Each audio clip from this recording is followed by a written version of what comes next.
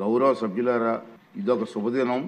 భారతీయ సంతతికి చెందినటువంటి అభిగామి సునీతా విలియమ్స్ గారు ఈ తెల్లవారుజామున భూమిపైకి సురక్షితంగా తిరిగి వచ్చారు.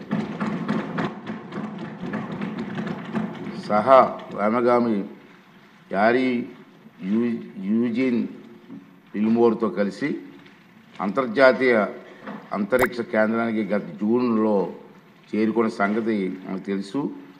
సునీతా విలియమ్స్ గారు అంతరిక్షంలో 286 రోజులు సుదీర్ఘ కాలం గడిపారు. సునీతా విలియమ్స్ గారు ఇది 3వ అంతరిక్ష యాత్ర. ఆమె మొత్తం 608 రోజులు అంతరిక్షంలోనే గడిపిన సంగతి మీ అందరికీ తెలుసు. ఈ వ్యోమగాముల జీవనయానం యావత్తు మానవాళికి స్ఫూర్తిదాయకం.